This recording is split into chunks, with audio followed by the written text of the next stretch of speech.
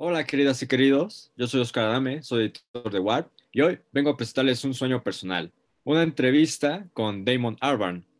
Damon Albarn, líder, vocalista de Blur, de Gorilaz, de The Good, The Bad and The Queen, es un miembro oficial de la Orden del Imperio Británico, también fue nombrado como rey cultural de la nación de Malí y ahora también es embajador cultural de la isla de Islandia, la isla escandinava.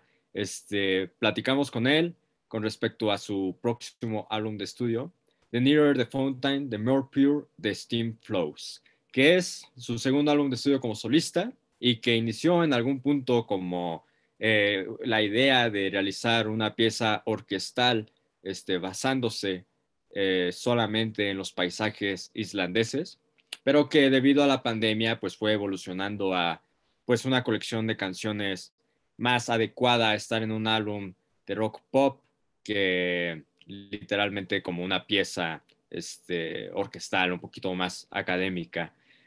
Hablamos de eso con él, también hablamos un poco sobre el papel del multiculturalismo en su música, sobre todo en proyectos como Gorilaz, o igual en su nuevo álbum de estudio, en donde involucra a muchos músicos, no solamente escandinavos, de otras partes de Europa, sino también árabes. Hay muchísima música árabe dentro de este álbum.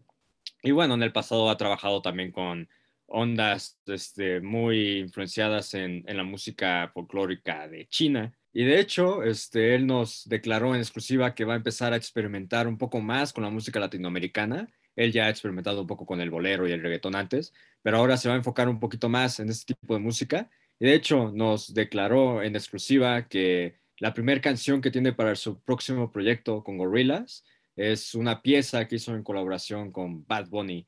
Este, y bueno, pues no queda más que escuchar la entrevista. Espero la disfruten tanto como yo disfruté al hacerla. Hey. Hi, how are you, Damon? And George? Okay. I'm all right, thank you. How are you? I'm fine, thanks. Very, very nice. It is very exciting to talk to you. I have been like a fan since I was like 9, 10 years old from Gorillas. And well, I promise you, this is going to be a very serious interview. But Okay. first of anything, I want to know if we can shout Park Life together. Do you think that we can? Sure. Yeah. Okay. Well, do you want to do it now? Yeah, at the count of three, right? No. Confidence is a preference for the habitual voyeur of what is known as. Park Life! Morning soup can be avoided if you take a route straight through what is known as. Park Life! John gets intimidated by the dirty pigeons. He loves a bit of it. Park Life! Who's that gut look marching? You should cut down on your port life, mate. Get some exercise. All the All the people, so many people. They all go hand in hand, hand in hand From from there. there. Park Park Life! life. Yeah. Oh, that's really great. Thank you very much. So, well, I know we're here to talk to you with you about your new album. Yeah. And I read it that, well, Love and Memory, the poem that it is based on. Well, it the speaks- first song is based on uses a segment of that poem. Yeah, the album's not based on that. The album there was a phrase that I've kept with me. I kind of wrote it down years ago when I read that poem, and kind of it became divorced from the poem. And actually, when I went back to the line, I kind of sort of forgotten that it had come from a John Clare poem. Mhm. And it was only latterly, when I was actually in Devon, finished writing, turning what was an orchestral piece into a more of an articulated songbook, that I explored the poem further and thought that it was a very appropriate opening to this book of songs, you know. Yeah, I understand. You say that that you're speaking about like a sense of loss of a generation, right? Like the death of. Yeah, I think so. Yeah, it's that kind of. It felt like that. It felt like it was something that could be beneficial to anyone who heard it because of the circumstance we've all found ourselves in. Yeah, it is interesting because, well, we're living really in like a post-apocalyptic context right now. It is like pretty tense. But a lot of your albums and a lot of your discography has always been about like this anxiety, right? Well, can I ask you, what's it like in Mexico? Are the markets open? Is stuff open? I mean, is life going? What's it like in Mexico City?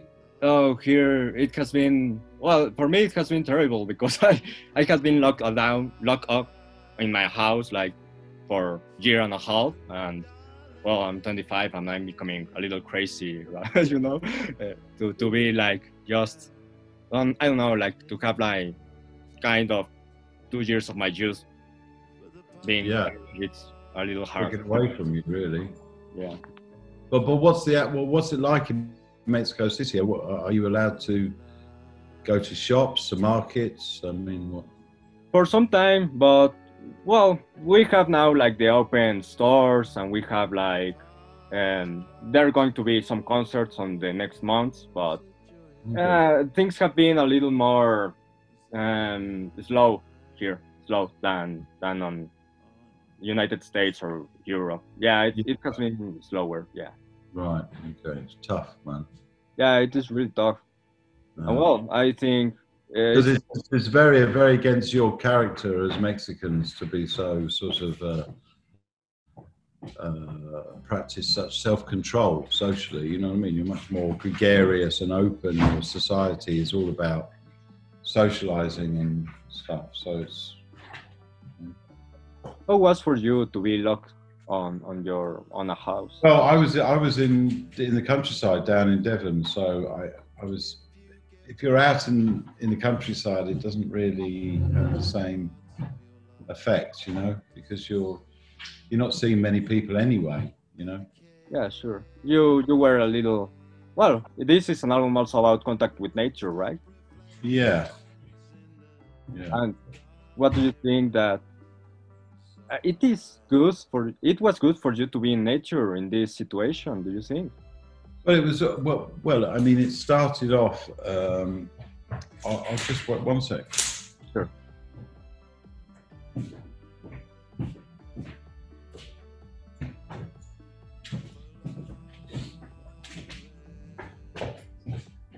Just so you get a sense of where I was when I started this record in Iceland, I'll show you this so that you can get an idea, really. Let's see.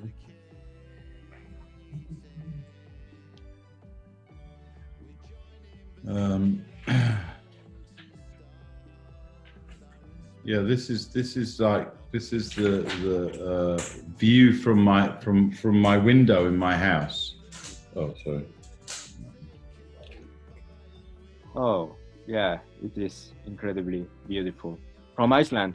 Yeah, so that's that, and then this is what it's like inside, with that outside, and that's my piano, which I write on. Oh, yeah. So you get a sense of where I was and what I was, where my head was. You know, it was a very beautiful place to write music.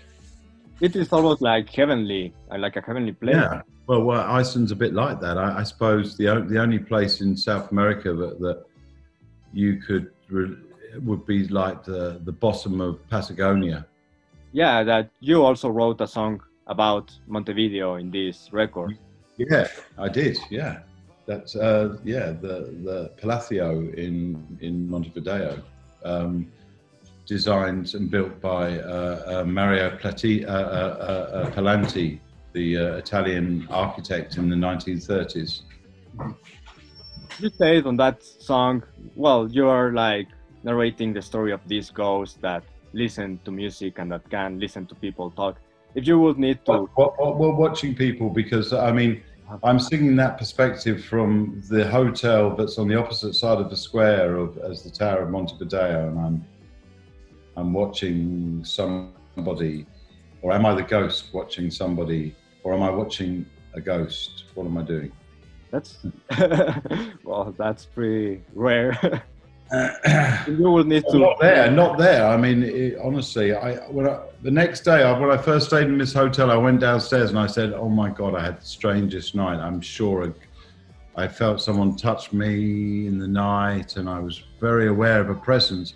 And they said, "Oh yeah, there's a ghost here. There's a ghost in this hotel." you're not the first person to say that, you know. So I was like, oh, okay. Do you think? Do you believe in life after death? I believe in the same way that, you know, the light we see from stars is millions of years old. Ghosts exist in that sort of that sense as well, you know. Like flashbacks of what happened before. Well, it's when someone passes away, not all of them is gone, you know, because they're connected. They're connected to the rest of the universe with invisible atomic strings. So, yeah, you know, we're all connected. So. I can't want to go out. It is interesting because music is also like this kind of energy, right? It doesn't exist, but it. Yeah, no, exactly. Exactly. That's why I like music, because it's a commodity that you know is only in our imagination and our creation. It doesn't actually exist ever. We have all these tools to receive it and make it with, but in itself, in essence, it doesn't exist. Yeah. It's not like gold. It's not like gold. It is as a ghost. Well, I know that the first time that you went to Iceland was because you want to escape like Blur fame, right? It is, you know. Well, that was one of the reasons, but the main reason I went, I could have gone anywhere in the world to escape that. Well, not anywhere, but it was because when I was a kid, I used to have a recurring dream of flying over black sand, like levitating over black sand. It was a very vivid recurring dream. And then I was watching a National Geographic program about Iceland, and there were these amazing panoramic shots of black sand beaches. So I immediately kind of saw that as a sign that I should go there, and kind of lucky that it wasn't New Zealand, because then I would have thought I had to go to New Zealand, you know, and my life would have been very different, obviously. Much longer flight. Yeah, I understand. Yeah, because Iceland is very close, right? To 2.5 hours. Yeah. I have like a theory about your career. I want to share it with you to know what you think. Yeah, I think that you have like the Blur thing, right? That was like pretty nationalistic in a way, like very British. No, it wasn't nationalistic. No, because it was. I mean, my nationalism was a satire of. Yeah, that's right. Like London film. Satire of a nationalism, yeah. But but you make like pretty British music, I would say. Yeah, but it doesn't make me a nationalist. That's just, you know, that's kind of sort of, that's our heritage. It's different. Yeah, I understand. Like identity, right? Like culture. Yeah. And then you start to go out to places like Iceland and Mali, and suddenly you start to make like this very eclectic mix of music. Like multicultural music. Yeah. And well, I was thinking that maybe like the focus suddenly to focus on multicultural music and to make like everything you can without prejudice, without any of that kind of stuff. It was maybe like kind of a reaction to what you made before. Not self-conscious in that sense. It's just I've always been a very curious person, and I've always been fascinated by different flavors. You know, every kind of flavor. I like experiencing new things. You know, and after a while, you become so familiar with those new things that they can somehow start to pass through you like uninhibited in a free way, and then they become part of your self-expression.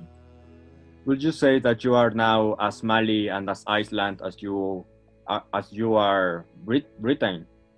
Well, I mean, in Mali, I was.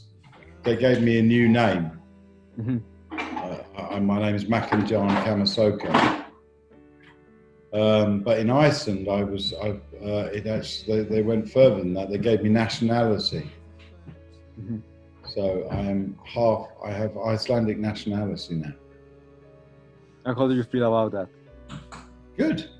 It's a great honor, right? Yeah. Also the Mali, right? That they named you like kind of like a cultural king and everything. Yeah, I mean, that was incredible. I mean, you know, all these things are just, they're just wonderful gifts, aren't they? And you must embrace them. And, you know, I mean, but I haven't lost my own identity. I'm still English. Sure, yeah, I understand that pretty much.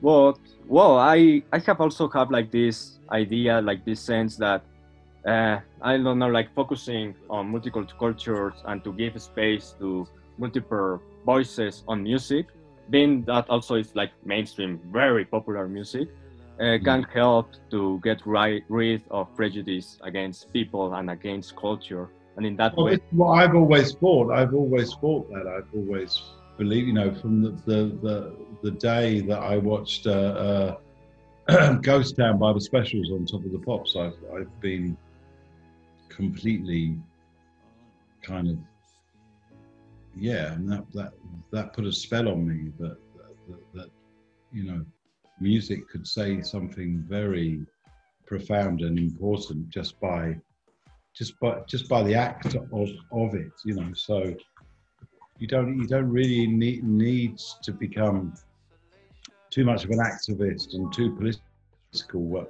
if you're on a stage and you have a balance of cultural identities there and they're all working in harmony, I think the message is very clear. Right? yeah. Do you think that was always your focus, mainly on Gorilaz, like to really bring people together? Well, I mean, it's just happened that way, you know what I mean? And now I think it's just so. What I love about Gorilaz is that I can kind of, you know, work with anyone, you know. Mm-hmm. Yeah, sure. Just yeah, I was in Jamaica recently, and I've done a new Gorilaz tune with Bad Bunny. Mm-hmm.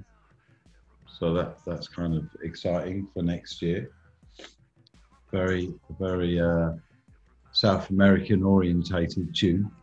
You are going to make a very South American orientated album. Yeah, well, I've got Bad Bunny is the first tune that I have for it. Oh, that's really nice. Who? Yeah, Uh-huh. Bad Bunny. You are going to launch a song with Bad Bunny next year. No, I've made a tune with Bad Bunny. I've done it. You have done it. Oh, this is great. This is going to be a little great for my webpage. It's ready to fly. You know, it's just where we haven't worked out when we're going to release it and how we're going to release it, but we finished it. Yeah. Oh, that's pretty nice, and it is a reggaeton song.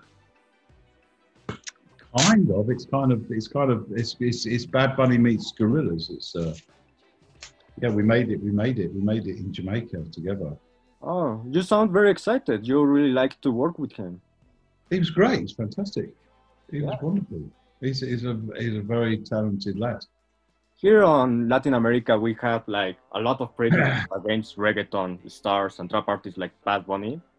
I don't know why really, but people of certain socioeconomical levels hate that kind of music, like, but really hate them. It's very. They don't like that. No, I love. Why don't they like it? Yeah, I like it. Well, I don't know. I don't care. I don't care about what people think. I'm kind of bothered about whether it's good music or not, you know. That's pretty great. Yeah, I love that focus. I'm writing like my thesis about reggaeton music because I think there are like a lot of socio-cultural things involved there. You've got a scoop there. That's a world first that we've got this tune with Bad Bunny. So you're the first one. Thank you very much for the news. Well, I'm running out of time now. It's good news, man. I think. Yeah, it is. It is very, very. Because you know, I think Gorilaz has an extraordinary relationship with Latin America. It's amazing. The response we have in Latin America is magical. You know, and I can't wait to get back. Well, for me, Mexico in particular is one of the most incredible places on planet Earth. Facts. that's pretty nice. Well, I need to say to you that growing up with Gorilaz, this is the first CD that I own. My mother gave this. That's a good CD to start off with because it's. I think it's good if you're a kid and get that because it's prepared you for the world now. Yeah, sure. Because it's so post-apocalyptic, so exactly. That's what I mean. That's what I mean. You're like, oh yeah, we've known about that for a long time, you know. And how do you feel that's good about being like correct with this album, right? Like it was. Well, I don't. I all I do is like sort of. All I do is put my feelers out into the mist of the future and see what I can grab hold of. I don't really know what's going on. I just feel it, you know. Yeah, but it's it is pretty. Well, the record is amazing, but it is also like pretty sad that it's so present, right? Yeah. Well, you know, I don't really make happy music, so. That's correct. Why do you think you don't do it? Happy music. Because I just like sad music. That's a good answer. I really like sad music also. Yeah. Well, Damon, it was incredible. As someone in Argentina said to me a few days ago, I like your music because my heart is forever winter. That's pretty nice. Well, thank you very much for your time, Damon. My pleasure. Muchas gracias. And you got a world exclusive there. Thank you very much. So make most of it. Thank you very much. I'm going to send you a big call. And cheers, man.